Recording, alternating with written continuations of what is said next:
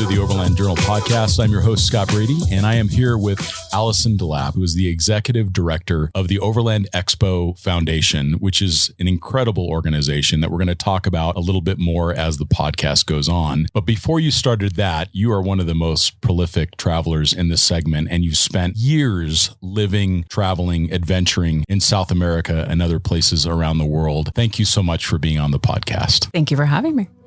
And a special thanks to Moon Fabrications for supporting this week's podcast. Moonshade by Moon Fabrications is the portable vehicle awning you've been waiting for. Moonshade is built to last, simple to set up, and ships with everything you need to mount the Moonshade to most vehicle styles without a drill right out of the box. With over 60 square feet of shade coverage and multiple setup configurations, Moonshade is the ideal choice for rigs of all sizes. Moonshade only weighs 8 pounds and shrinks down to the size of a yoga mat, so you can pack more of what you need out on the trail. Visit moonfab.com. That's MOONFAB.com to place your order today. For the worst summer sun, treat yourself to the best. Moonshade has you covered. Thanks, Moonshade. What I'd love to do is kind of paint the picture of how you got to the point of being the executive director of the foundation, what you learned about your travel. So talk a little bit about where you've traveled in the world. Let's see. I started traveling in Los Angeles, or I should say as a starting point in Los Angeles. Is that where you were born? In Southern California, okay. Yeah. I lived and worked in Los Angeles for a long time in the entertainment industry. And so I had my summers free. And so I would take 2-3 months off. I traveled around the Southwest first. And then that's when it finally started where it's like, okay, I got to keep doing this. And then the next summer it was up to Alaska and back. The summer after that, it was like, okay, I'm broken now. Yeah, exactly. Like I just need to keep going. And it just made sense to continue south. I ended up packing everything up, leaving Los Angeles, and basically for 6 months traveled through Central America and then down to South America to Argentina. When you were traveling in the desert Southwest, was that on motorcycle or did you travel by other means? What was the first motorcycle that you traveled on? A KLR 650. Perfect. It was wonderful. They're amazing. I could fix it anywhere. That's the main reason why I chose that bike. Doesn't do anything well. It's heavy, it's cumbersome, but it gets you there. I've always called it like the Land Cruiser of adventure bikes because they're so reliable. They're ubiquitous. They're around the world. They're easy to work on. Big fuel tank, yes, which comes in handy. At what point in your Southwest travels did you realize like, I want to go further afield? Or was it a moment or was it just kept building? It was actually an interaction I had with a couple in Wyoming that had asked me, they were just curious where I was. Around the Southwest had been interesting because a lot of people stopped and they wanted to know, one, was I solo traveling? Like, how did I feel safe? The number one question I got was I packing? And I was like, I packed my clothes. Exactly.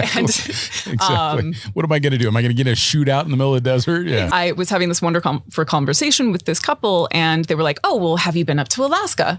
And it was just like, no, I haven't. They're like, you should go next summer. And it was like, okay, well, why not? It ends up being conversations with other travelers along the way that make that little spark happen. And then you're on your next trip. So it planted the seed of, I'm going to go to this place. Now, how was Alaska? In the summer, I actually left very late. So I left on the trip late August. So I was in Alaska during September. Okay. And the reason why I think that's the most beautiful time is one, all of the summer travelers are heading south. Right. So it's pretty vacant. There's no mosquitoes and the fall foliage is starting to come in. It pops. Yeah. So it's just beautiful time of year. It did snow once, but it was like 65-degree days. Most of the time, and then just a few chilly at night, but could easily find campsites, easily accessible to everything except for gas. Yeah, that can be a challenge. The rule is anywhere you see an open gas station, get gas. Go ahead and fill up. Yeah. Now, did you take the Alcan up or did you take the Casier or did you hop on the ferry? I hopped on the ferry going, what did I do? I took the Casier all the way up and then I hopped on the ferry coming back because I needed a rest. I really liked the Casier. It was a nice departure from the Alcan. And it was actually some locals that I remember when I did one of my first trips. I went up the Alcan and I just figured I'd be going back down the Alcan. They said, why wouldn't you take the Casier? And I look on the map and it was amazing. It was beautiful. Wonderful. Yeah, very, very beautiful. And lightly traveled. Where did you travel in Alaska? Did you go to Denali or did you go up to Prudhoe Bay? Or went to Denali. The intention was originally to go to Prudhoe Bay, but because I left so late in the season, season. The roads were starting to ice over. No doubt. And luckily I met some other travelers that had just had to turn around because they were on motorcycles and they weren't able to get all the way to Prudhoe Bay. Yeah, it can very quickly turn challenging for a bike. Yeah. And unless you've got studs on the tires. Yeah. Wasn't putting studs on the tires and I really didn't want to pick up the bike that many times. Yeah, that makes sense. Well, for a future trip, maybe you'll go do that, finish it up. So then you do Alaska, and how is that starting to change your perceptions of travel now that you've done this longer trip? It's infectious. It kind of just gave meaning. It was also an interesting time in my life of just like rediscovering independence and wanting to know that I could just do things for myself. Sure. What a proof of that. Like, I'm going to Alaska. That's awesome. That's amazing. Yeah. I mean, it was a wonderful experience. And I met some other female, not necessarily riders, but just other female travelers that it was like, it kind of sparked to them as well that like, oh, they can do a motorized type of travel and still be self-sufficient and be okay. Yeah, totally. Absolutely. So you finish up Alaska and now you're still working in the entertainment industry, or you, at what point did you start to decouple from that, from like that 9 to 5 in a way? Luckily I was freelance, very long days, but that allowed for, freedom at other times. I think when I started traveling, it was probably when it was like, okay, like how do I get out of Los Angeles as like a final departure? Never fully my city. It's really busy and congested. And I loved the motorcycle roads around there because you could be to the desert, to the ocean, or to the mountains within an hour. I do miss that part of it. I didn't miss the hustle and bustle of the life. And I wanted to just experience something that was more than the everyday life in Los Angeles. Yeah, I grew up there. I grew up in Sherman Oaks. So there's a lot of traffic. It's very difficult to do much, and just to maintain connections because it's an hour to go 10 miles and I never really felt like it was home for me. So yeah, when I left, I decided I was never coming back. You leave Southern California, and is that when you left on your trip through Central America? So that's when I packed everything up. Same KLR? Same awesome. KLR. That's so great. You still have it? I don't. I actually sold it in Punta Arenas, Chile. Oh, that's awesome. Okay, we'll get to that. That's good. Okay, so you start heading south. So I start heading south. I met up with a few other riders at a Horizons Unlimited event. It was one of those like, okay, like we all kind of put out feelers like, do you want to cross the border together? Because it was all 5 of us solo travelers. And we're just like, we need to push each other to just make that first step of going to that foreign country. Because keep going. Yeah.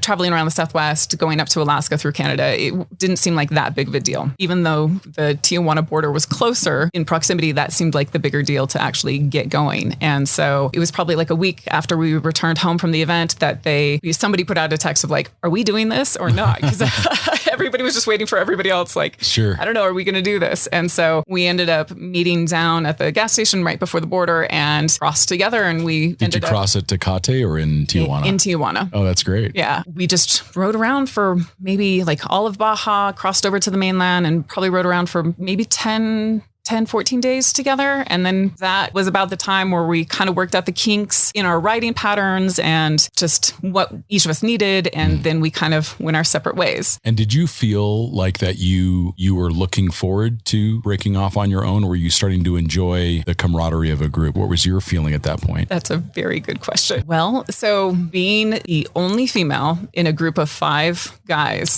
there was a little bit of big brotherness, I'll call it. Sure. A couple guys would go off on their own. It was the idea we'll meet up with them later. One other guy took off, but there was always one guy who seemed to want to make sure that I was okay and wanted to travel with me, make sure that, we all got to the same location. And so it was, I think, finally a point where I was just like, I just need to be by myself for a while. And I woke up at 6 a.m. before everybody else was awake. And I just wrote a little note like, perfect. I'll see you guys later. Bye, Felicia. I gotta go. So I wanted to just experience that for myself. I've always been a solo traveler, and that's what this trip was about for me. So what was your defining solo travels before that? I mean, were they not motorcycle related? Were you traveling, just internationally? Or when you talk about yourself being a solo traveler, what were some of the bigger solo travels that you did before this trip to Central America? Just the motorcycle travels. I see. That's what you're saying. Sure. Yeah. So that's kind of what sparked all of it. What were some of the highlights for you in Mexico? What did you really like? Oaxaca was amazing. It's incredible. Yeah. The food is amazing there. The people were wonderful. We were actually trying to make it to Oaxaca for Dia de los Muertos because it lined up and like it was just too much riding. We couldn't get there. So we ended up going to this one town kind of nearby, Zacatapa, I think it is. They had this just cute little town celebration of Dia de los Muertos. And it felt so intimate just to be a part of that rather than the huge one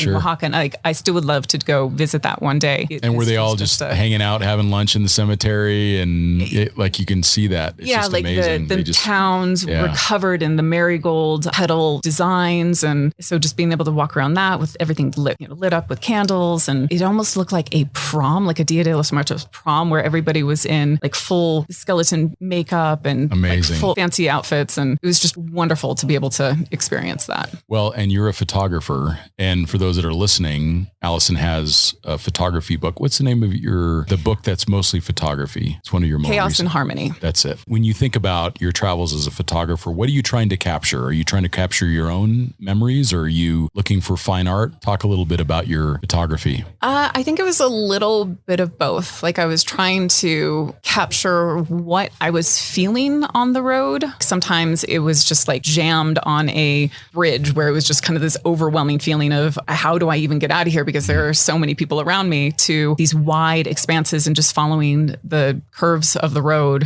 as lines on paper. So I just wanted to kind of share. So you were looking, to kind of give it from your bird's eye, because so many people will do that. It'll be like the point of view photograph. And for others, it's the photograph of them in the environment, the selfie that we see now so often. That's what I liked about your images is it gave the sense that I was there. I thought that was really strong. Thank you. So yeah, it was really great. You leave Mexico and where did you go next? Let's see, Mexico and then through Guatemala, Honduras. I skipped El Salvador, going down to Costa Rica and then Panama before catching the boat. And the one thing I'll say about kind of traveling that route that I found very funny was in talking with locals, especially in Mexico, they were asking, where are you going next? And so I would say Guatemala. And they're just like, oh, no, it's so dangerous. Yeah, exactly. It's so dangerous. And I'm like, oh, well, have you been there? They're like, no, we wouldn't dare. Just be careful. So then it was Guatemala. They were like, oh, no, you're going to Honduras. Like, be careful, be careful. And so it was just funny that every single country, they were just scared of their neighbors. I said, well,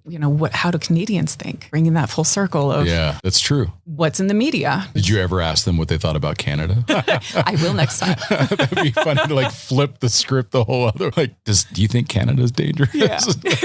That'd be really interesting. What year was this that you did that trip? So this is 2012, 2013. So then you make it all the way down to Panama. Did you already know that you were going to go to South America or you had not decided yet? I knew I was going to South America and there was a limited time going through Central America because I needed to catch the Stallrat. And that's the sailboat. Got it. How was that experience? Amazing. Okay. Amazing. So I love the sailing thing. So of just riding right up to the dock and watching them with ropes just hoist your bike over the side. And you're like, I just really hope it doesn't drop into the ocean because that's the end of it. I mean, they've done it so many times that they know what they're doing and they put it on board. And it was, I think, 4 days, something like that to get down to Colombia. And how big of a boat is that? I don't remember. I mean, do you remember like how many people were on board? Let's see. There were, I want to say 12 motorcyclists. Oh, that's a lot. So it's a big boat. Yeah. And they're just kind of like lashed to the foredeck or? Cool. Yeah, they're just lashed to the railings and, covered with tarps. Yeah, that's fantastic. Yeah. And then what did you think about that experience being on the boat? I loved it. It's one of those kind of pinch points in the trip where you get to meet a lot of travelers. Sure. Because there's only so few ways to cross the Darien Gap. You get to kind of exchange information with these people and, where are you going next? Where are you going? And, form other little pods of like travel groups, I should say. Once you get off the boat, like some people went into Venezuela, which I did. And then other people went to Colombia and south because they had limited time. Where did you land with the sailboat? Cartagena. And then you took off and you're like, I'm going east to Venezuela. Yeah, at that time, you would have still been able to get in. Around that time, I tried to get a visa and I couldn't even get a visa. Being prior military, they wouldn't let me go. It was an interesting time being in Venezuela. It was right after Chavez died. Maduro was I think that's the name, trying to get elected. You could just see the struggles that were starting with everybody there. And I mean, they say gas is cheap. Gas was so cheap, but actually getting gas was very difficult. It was the kindness of Venezuelans that actually allowed me to get gas. Amazing. Because you had to have like certain credentials in order to actually go up to the pump. And so some people like would just, motion me over and let me use their time at the pump, so to speak. Amazing. Yeah. And what else were your takeaways from Venezuela on a bike? How was that? What was the highlight? What was the location that you went to that you really loved? Well, I'll admit that we didn't get as far as we wanted to because the police on the road, they basically kind of at checkpoints, they did stop us and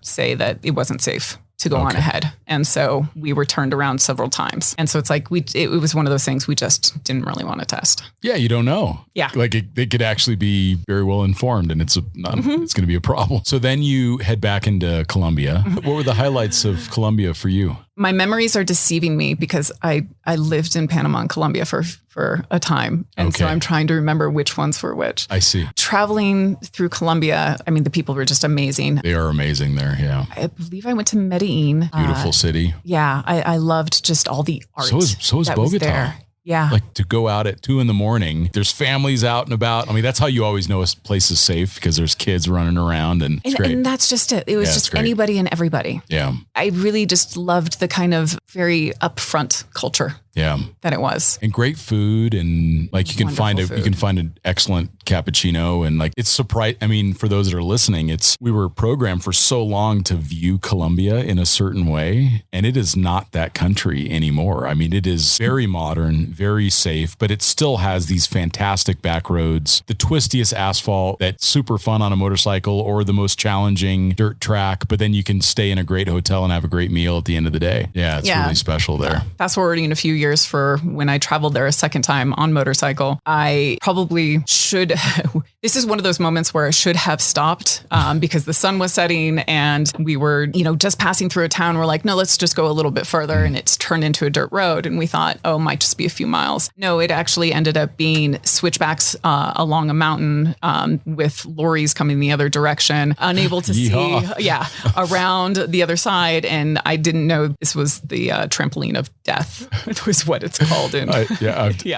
It's called the Colombian Death Road. I almost got killed on that road, but it was by this guy from Idaho. He was like in his Ford full-size truck with a camper and he comes and I'm on a BMW and I come around the corner slowly and he's flying up the hill because he's afraid he's going to lose traction or whatever. And he sees me and his eyes are this big around and he comes and he's like, I'm so sorry. And I'm like, it's no problem. And he stops and he's like, of course I answered in English. I just remember the license plate like sticking out in my mind of like this Idaho plate and this giant full-size truck nearly running me off the road. But that's a great road. It is a great road. I ended up doing it at night. And there was part of me that do it at night. Really wished that I had done it during the day. I have a fear of heights. And so part of me was very glad that I did it at night and didn't know what kind of drop off was on the other side. Maybe it was just what it was supposed to be. Yep. Now, when you were in that area, did you get into the Tatacoa Desert at all?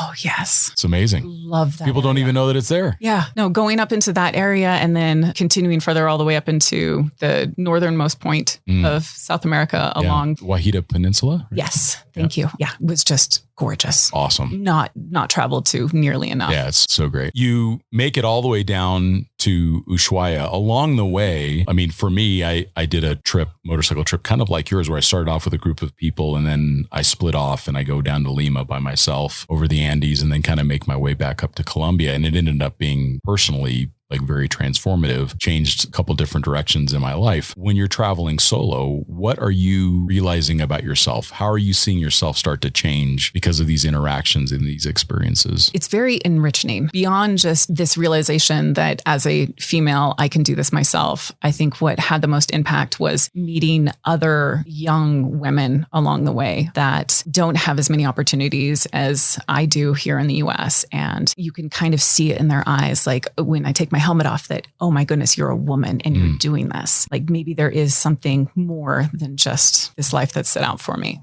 See. And so that was really just a powerful experience for me, meeting a lot of locals and also the kindness of locals. It's incredible. Being a solo traveler, especially compared to traveling with a partner, you're seen as... You're more exposed as a solo traveler. You're more exposed and you're less intimidating. Sure. And so more people come up to you and want to know what it's all about. Where are you going? Where are you coming from? I was invited into many people's homes, whether it was just for dinner or they had an extra bed for me to sleep in. You can tell from just how they approach you. They want to give as much as they can. And usually they have way less than we have here in the US. Their priorities are about family and taking care of their community. And so even if you're just momentarily entering their community and then passing through, they're kind of welcoming you. Yeah, it feels like as a solo traveler, especially on a motorcycle, you take the helmet off and they see that you're all alone. And there's just something that for some people, it will draw them to you to figure out, why are you here? Why are you all alone? Or maybe they feel like you might be lonely or you might need help. I remember this one time in Chile. Actually, one of the riders I met on the Stall Rat, I ended up meeting up with her farther south and we ended up traveling together in Chile for a while. Long days since it was summertime down there. And so we could just ride and ride and ride. And so we were needing to find a spot at the end of the day and found this one. It was a campsite, but it had closed because it was not quite, it was the off season. Went up to the house and asked the woman like, hey, we're just staying here for the night. Do you mind if we camp out? And she was like, sure. Like, are you alone? And I was like, no, I'm with another woman. And she didn't believe me. And so she and her two sisters and her brother and her, brother's brother, like they all came down to see us at the campsite. And they were just like, my goodness, like it's two women. Like, this is not your boyfriend. You're not lying. Like, this is just, why are you doing this all by yourself? And so it was just like this such a heartfelt night just to spend it with them and try to explain in broken English and broken Spanish about our travels, try to have this conversation. It was... And maybe that is that opportunity to show them that something else is possible, even if it's minor, that it could change the course of them and their future generations. Yeah. The young kids that could grow up. No question, see that anything is possible. And a special thanks to this week's sponsor, GCI Outdoor. Whether you're heading out for a weekend of adventure in the woods or to your backyard fire pit, GCI Outdoor gear is ready for whatever you have planned. GCI Outdoor has been around for 25 years, so they know what they're doing when it comes to the best in portable recreation gear. GCI has innovative products ranging from outdoor rockers to complete camp kitchens and everything in between. And with a limited lifetime warranty, they stand behind everything they make. GCI Outdoor gear is comfortable, durable, and built for adventures, big and small. Try them out for yourself. Head over to their website at gcioutdoor.com and save 10% off your first purchase when you sign up for their email list. Thanks again, GCI. Did you find that you were starting to think about how do I begin to maybe write your first book, or what was starting to incubate in your mind around that? I had the idea to do a photography book before I left. I had kind of set up a Kickstarter back in the day as a way just to see, to gauge interest for it and see if anybody liked to know about it. So I had it in the back of my mind while I was traveling. And I honestly kind of wish I hadn't, because it ended up making things feel a little bit like work, because I worked in the photo industry. And then having to take pictures during my trip, it almost felt like it took a little bit away from where I needed to be in my headspace that needed to be focusing on the trip. I'm really glad I did it so that I have something to look back on. Right. And I think I kind of had to come to terms with that after I came back, though. And have you since been able to do that trip where it was just for yourself? After I returned from South America, I ended up being in the US for a little bit, and then I moved to Panama and lived in Colombia for a little bit. When I returned to the US, I was still wanting to travel by motorcycle. And so I ended up continuing to travel by motorcycle for several months until I found a spot that I wanted to settle down in. Oh, that's great. So you were not only getting a chance to travel, but also look for where your home might be. Oh, that's fun. Because I was determined not to return to Los Angeles. Not going back. Yeah, that's great. I think that was kind of how I ended up in Prescott. I just kept driving around until I thought, this is just the right distance to all the things that I want to go see. You make it all the way down to Ushuaia. Did you ship back at that point, or did you sell the bike? Being the kind of minimalist traveler that I was, I had enough funds to get me down to the tip of Argentina. And then I needed to sell a bike basically to buy a plane ticket back home. That's amazing. So I walked into a deal at that point. It was actually a group of lawyers who wanted to start a motorcycle riding club who wanted to buy motorcycles. And so I think 3 or 4 of us from the group ended up selling our motorcycles to them. Incredible. And so that they could, have outfitted motorcycles down there. Cause just having motorcycles in general, I think was very difficult to get down there. One of the things that I loved about Ushuaia, it was one of those things in my travels that kind of surprised me. I always felt like Ushuaia is going to be the Star Wars bar at the end of the road. It was going to be this dusty little town. It's the end of the world, but it's not. There's like coffee shops and like a nice airport and wonderful restaurants. Totally. Nice hotels. yeah, exactly. Well, I mean, the steaks in Argentina are unbelievable. Amazing. Yeah, that would be actually, I won't call him out on the podcast, but there's a motorcycle rider that I know that is a vegetarian, and he actually decided to stop being a vegetarian in Argentina. It's the truth.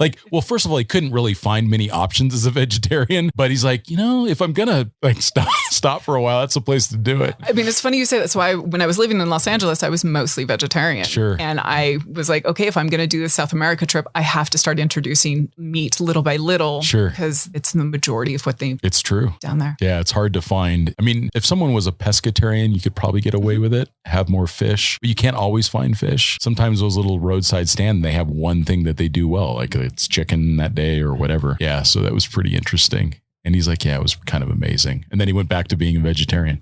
Exactly. So, which is great. So, I mean, he adapted to what he needed to do. You come back to the US and then you decide to go back. So what made you decide to go back to South America a second time as opposed to going to someplace else in the world? A man. Okay. Love can make us do crazy things. Oh, love does make us do crazy things. I met somebody at the end of my trip. And so he was a Colombian living in Panama. And I ended up moving down to Panama for a while. And we were planning to take a big trip and started out. And then things didn't work out. And I returned to the US. There you go. Yeah. Well, what a great way to figure out it's going to work out or not. Go do a trip together. Exactly. You got to travel well together. No question. Yeah. So you can shorten that whole learning process. Yeah. Figure it out in a hurry. Well, that's good. After that, you started to get involved with the Overland Expo. Oh, actually, while. So still while you were traveling. Yeah. So I returned from my trip in 2013, and then I ended up starting to work for Overland Expo at the end of 2013. Okay. And then what was your first role with Overland Expo? I came on as logistics manager. Okay. So just kind of helping Roseanne out with anything and everything that she needed help with. A big event. How do you manage it? Sure. No question. Did you start to do any other travels during that period of time? Like, were you able to take breaks? Because at the time there was only one or two events, so it was easier to get breaks away. Were there other places that you decided to travel? Mostly traveled around Panama. Okay. At that point. Yeah. This was actually when we started the East Show. Sure. And so it was kind of building up for every 6 months. And it was, a nice little break. Yeah. To be able to go and do some travel for sure. Now your role has changed. You're now the executive director of the Overland Expo Foundation. So let's talk about what inspired that to happen. I interject with building up to that. So starting out as logistics manager in 2013, then as Overland Expo grew and as the events grew, kind of took on more and more responsibilities. So that's where I started to or became assistant director to Roseanne and took on more responsibilities producing the events. And then when Lodestone bought the events, took on kind of director of operations just to continue what Roseanne was doing. Sure. I just worn many hats within this organization. Yeah, small business, you do. It's just grown beyond and our staff has grown beyond as well. When they said that they needed somebody to kind of head up the foundation, I was very happy to step into that role. To make that shift. Yeah.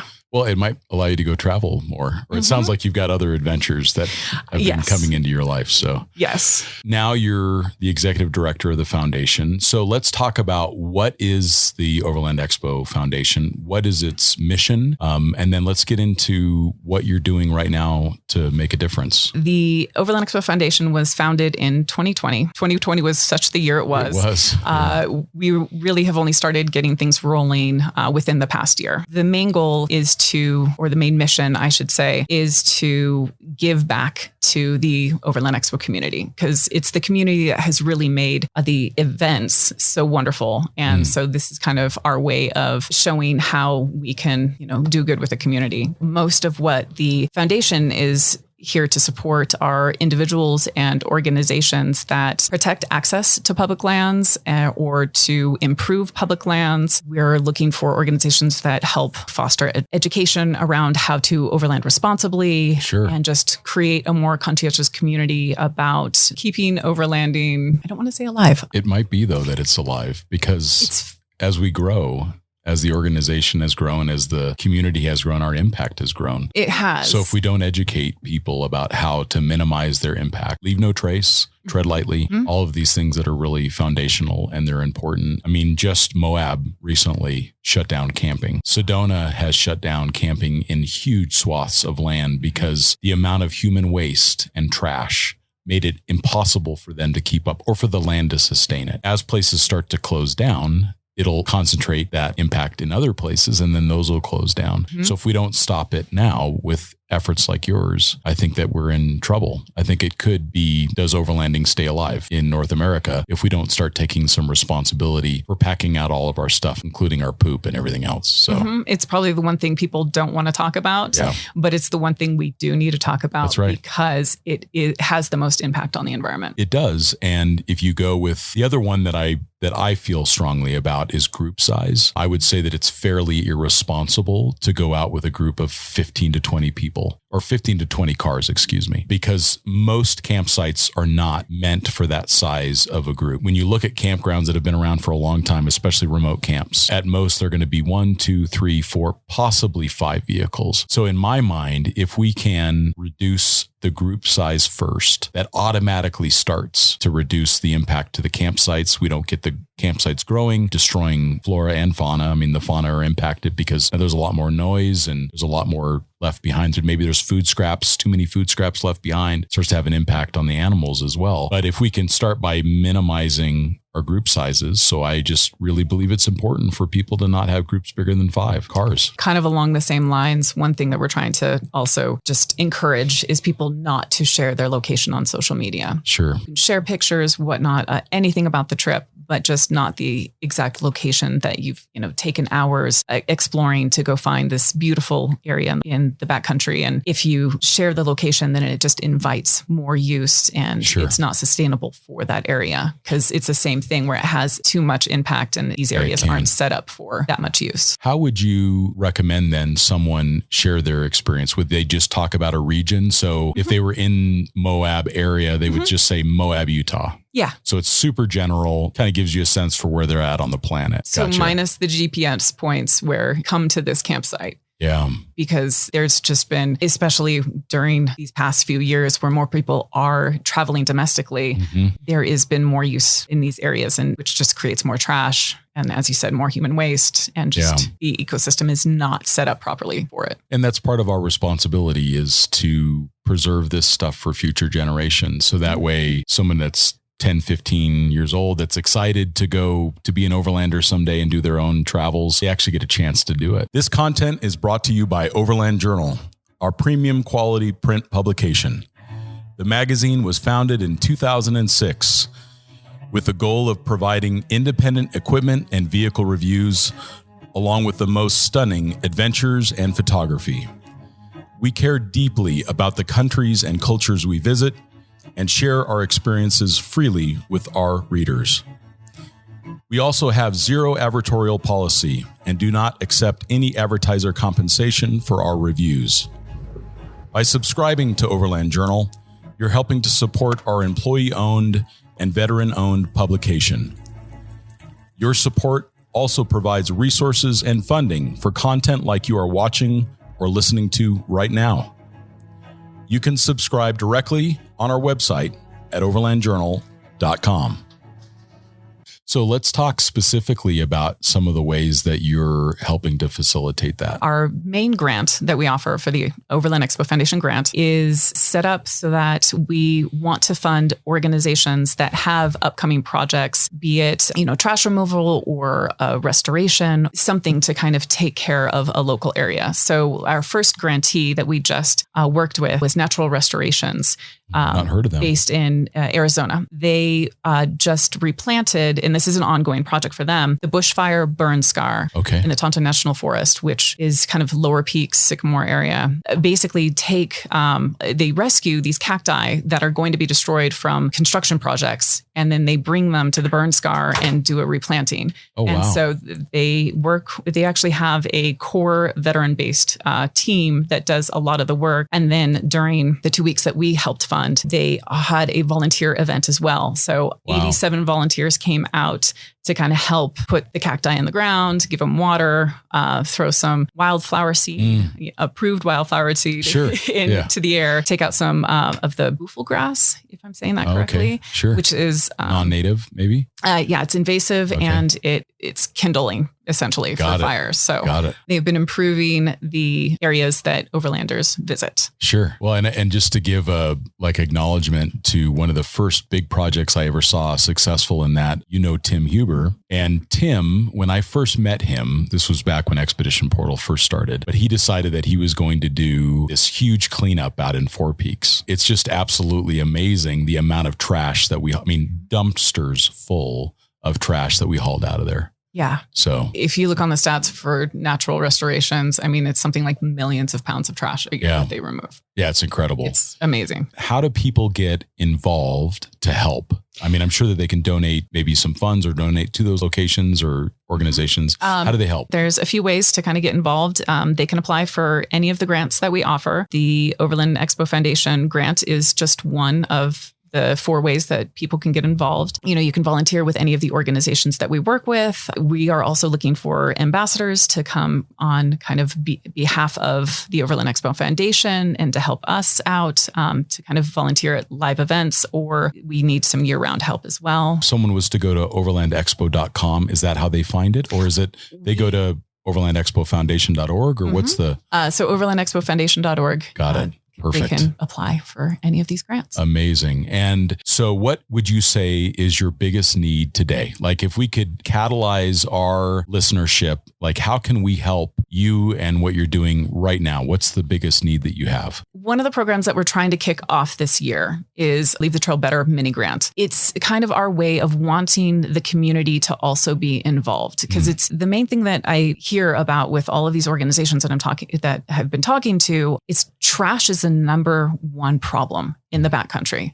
And it's going to be the number one cause to get things closed. Sure. And so if we want to continue to have access to all of these areas, we need to do our part. Even at some point, we actually need to do more than our part, because this is part of the educational process is whatever and this is a leave no trace principle originally, but the pack it in, pack it out. Sure. And so we're kind of encouraging pack it in, pack it out, and then some, because there's always trash, in any campsite that we've been to. The Leave the Trail Better mini grants, we are kind of offering to, if you know that you're going out into the trail, on a trail ride for the weekend, to just, contact us.